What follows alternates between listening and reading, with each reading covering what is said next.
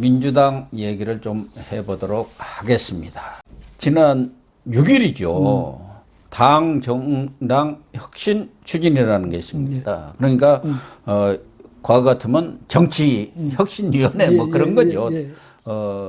민주당 정당 혁신 추진위에서 1차 그 혁신안이라는 것을 발표를 했습니다. 뭐 청년층한테는 어떻게 하고 그런 것은 또 뭐 여러 개 있습니다만은 그 중에 가장 핵심은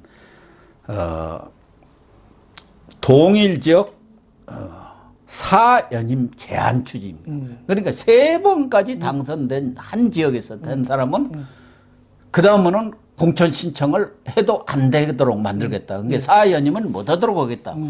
이게 사실은 상당히 엄청난 얘기입니다. 그래. 만약 이것이 추진이 된다 한다면은 민주당의 지금 3선 이상만도 43명입니다. 이게 적은 숫자입니까? 그럼요. 더군다나 이 43명이 다 내놓으라 하는 386, 지금으로 말하면 586 운동권들이 대부분입니다.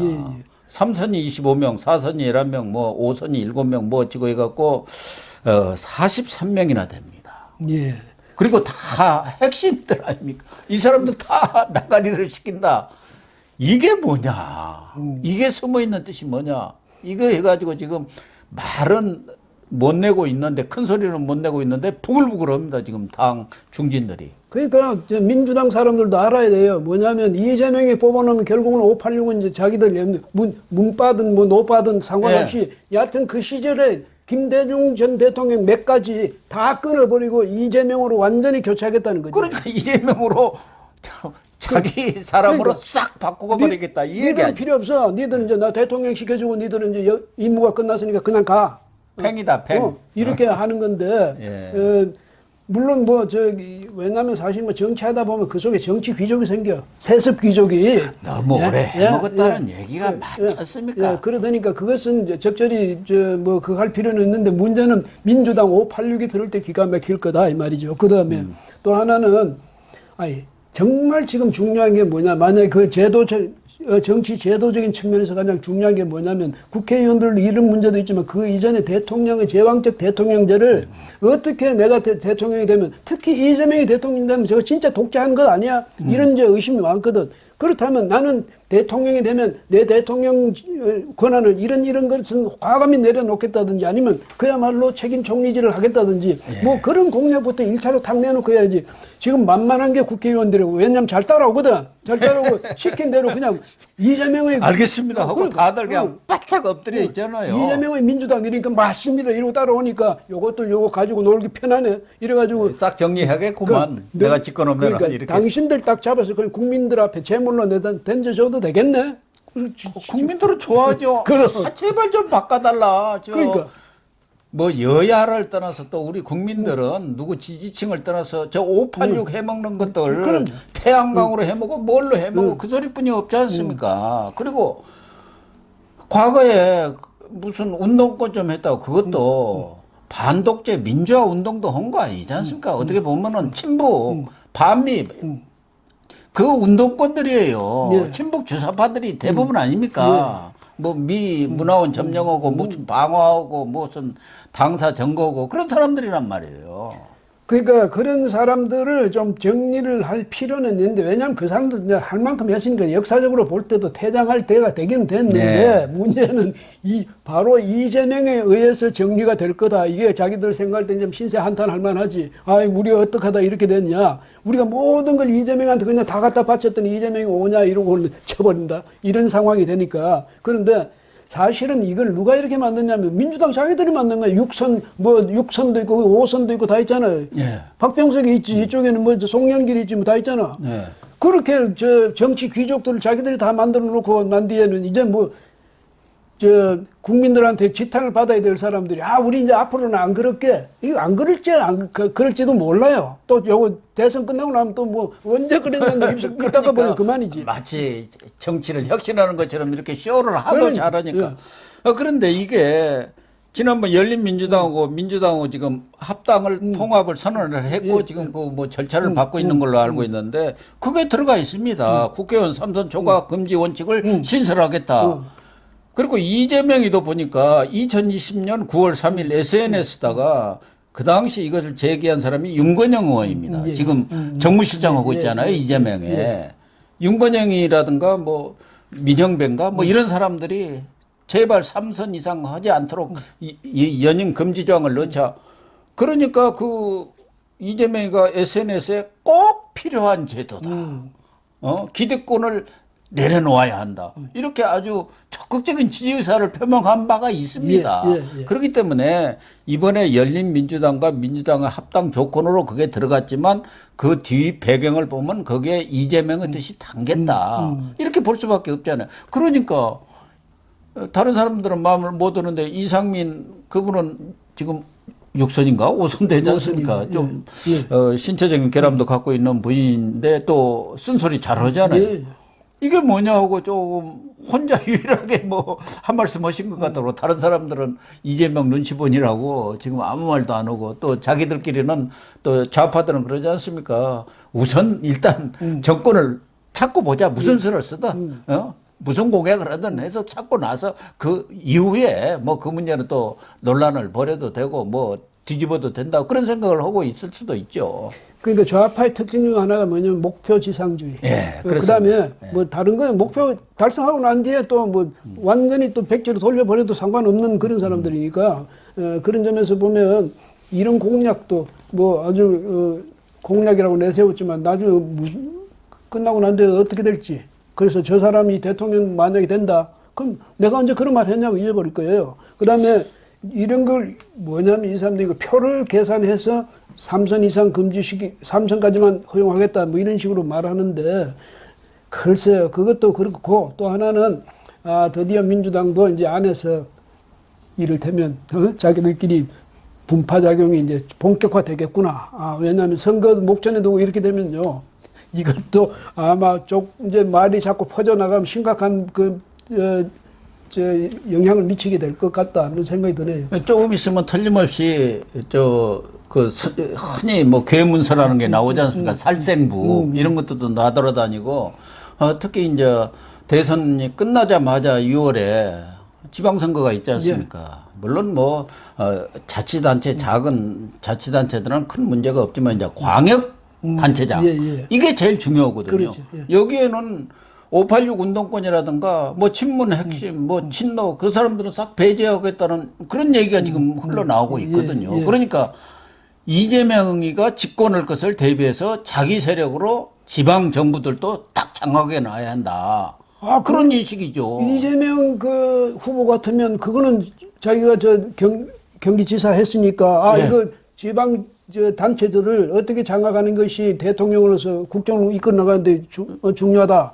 설령 대통령 안 되더라도 장악해 놔야죠. 그래, 장악하는 게 필요하다고 아마 스스로 판단을 다른 사람보다 훨씬 더 명확하게 판단하고 있을 수도 있어요.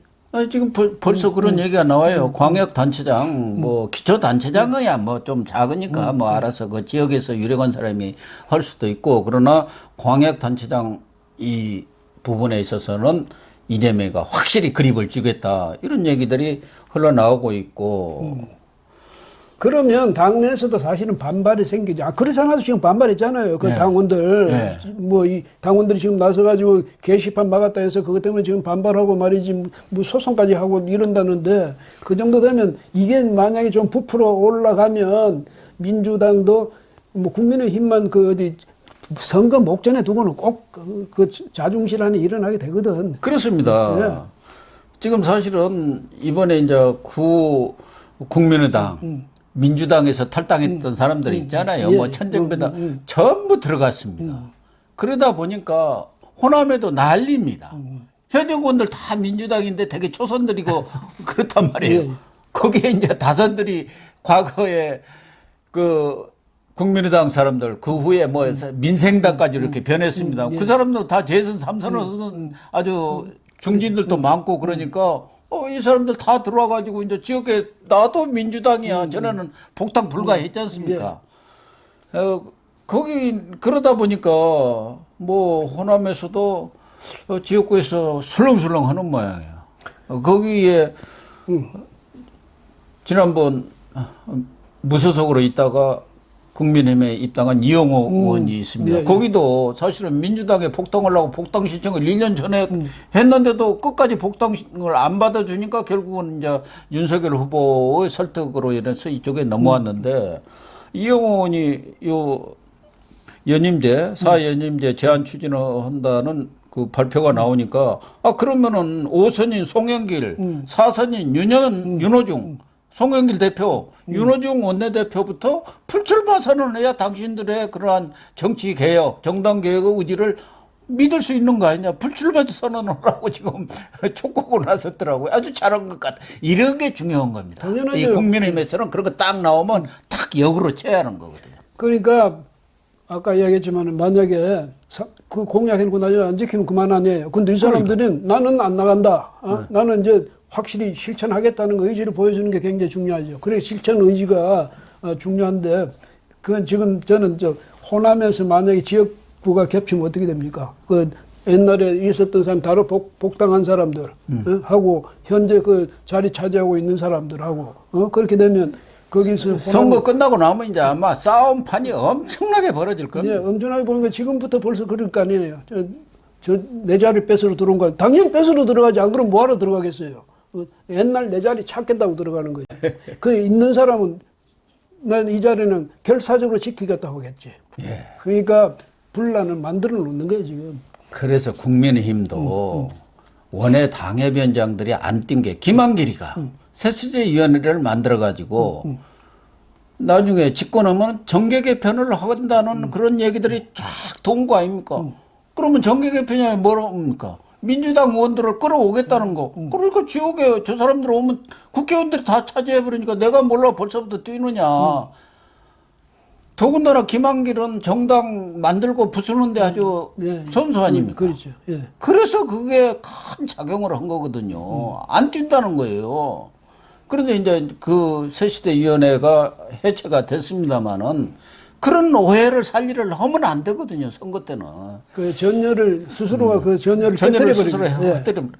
지금 또 민주당에서도 이낙연 하고 이재명이가 뭐 원팀 얘기를 하고 호남도 손잡고 돌아다녔습니다만은 지금 당장 송영길에 대해서도 민주당은 2,618명이 당대표 직무정지 가처분 신청을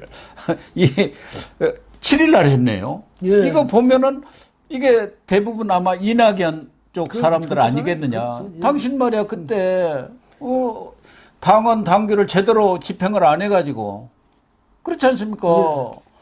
저 정세균 김두관이가 중간에 드롭을 했단 말이에요. 그러니까 그러면 그 표를 무효화시킬 수는 없다는 것이 이낙연 측의 얘기 아닙니까? 계산을 그래 하면 안 되지. 그건 예. 맞는 얘기예요. 왜냐하면 그쪽 주장이 맞는 이야기가 세상에 말이죠. 경선을 해가지고 나온 표를 이제 빠졌으니까 그 사람들은 없애고 남은 사람들 가지고 다시 계산을 해가지고 그 이재명 그 득표율을 높인다. 이거는 억지지 사실은. 지금 그걸 잘못했다 해갖고 소송을 낸 거거든요. 그렇기 때문에 이 문제도 사실은 민주당에 큰 불씨를 안고 있는 것이죠. 그뿐이 아니라 송영길 대표는 당 대표답지 않게 너무 후보에 너무 치중해가지고 이제 문재인 정부를 아주 그냥 깔아뭉개버린다든지 그다음 게시판을 왜 막습니까? 그 게시판에 당원들이 그 게시판에서 건의도 하고 불평도 하고 불만도 하는데 자기 일방적으로 그걸 틀어막아 버린다. 이거는 뭐 당 대표 직무정지 가처분 신청할 만하지. 이런 거 보면은 지금 민주당도 이재명 후보가 워낙 그립을 강하게 쥐고 있고 그냥 끽소리 못 오도록 만들어 놨기 때문에 그렇지만 내부적으로는 부글부글하고 만약에 지지율이 현재 상태에서 그대로 박스권에 갇혀 있고 윤석열이가 다시 반등이 돼갖고 역전이 된다고 한다면은 얼마든지 분란이 다 터져 나올 가능성이 높습니다. 그렇기 때문에 최근에 윤석열 후보의 지지율이 빠졌다 해가지고 아이고 이거 끝난 거 아니야? 뭐 이렇게 생각할 필요는 전혀 없는 거예요. 선거 보름 전에도 얼마든지 바뀌고 3일 전에도 뒤바뀝니다. 선거란 게 그런 거잖아요. 원래 선거란 게 그런 거니까. 끝날 때까지 끝나지 않는 게 선거입니다. 끝나고 봐야 뚜껑을 열어봐야 그렇지. 바로 그걸 열어봐야 한다는 안다. 거는 그게 선거니까 예. 뭐 일이 일비하고 사실 할 필요 없지. 왜냐하면 그렇죠. 뭐 지지율이라는 게 국민들도 그렇잖아요. 아이 이게 짜증나. 그러면 이번엔 나 지지 안 해. 이랬다가 그 다음날 이거 또 괜찮아졌어요. 그럼요. 제 친구 하나가 오늘 그 친구는 보수적인 친구가 아니에요. 근데 오늘 전화가 와서 뭐라 하냐면 아침에 오는데 전화가 윤석열 보니까 달라졌어. 이제는 얼굴에서 진심이 보여. 이러더라고. 그러니까 예. 지는 윤석열을 좋아하는 사람이 아닌데도 불구하고 그렇게 이야기하는 걸 봐서 이번에 그런 이 분위기가 또 윤석열 후보의 그런 표정이 상당한 설득력을 발휘했다. 이렇게 볼 수도 있겠죠. 예. 그만큼 이제 절박해진 거예요. 이제 진짜 정치인이 된 겁니다. 선거가 뭐라는 거. 그동안에는 참 뭐 지지율 높으니까 자기 앞에 와서 귀 보더라 하는 소리나 하고 뭐 알랑방구나 끼고 그랬는데 지하철 앞에 가서 90도 인사해도 모른 채 하고 그렇지. 가는 사람이 대부분인 거 보고 야 민심이 이러는 거구나. 그런 걸 한 번도 경험 못 해봤잖아요. 못 해봤죠. 어디 그 행사 가면은 다 동원돼 가지고 여샤 와샤하고 환호하니까 그게 민심으로 안 것이 착각을 한 거예요. 예. 그거 보니까 그날 그 아침에 가가지고 그 추운 데 서가지고 전혀 반향도 없는 저를 계속 하는 거 보니까 하면서 제가 생각할 때도 그렇더라고. 저 사람들이 이번에 느낀 게 좀 있겠다. 예, 왜냐하면 그렇습니다. 그렇게 냉랭하게들 전부 피해가 버리잖아요. 오히려. 예. 네. 어쨌든 민주당도 조금 있으면은 제가 볼 때는 큰 소리가 좀 나올 것 같습니다. 그럴 것 같아요. 뭐 이준석 정도가 될지 안 될지는 모르겠습니다만은 지금처럼 이렇게 순항을 하지는 않을 전망이 높습니다. 네, 오늘 방송 마치도록 하겠습니다. 시청해 주셔서 감사합니다.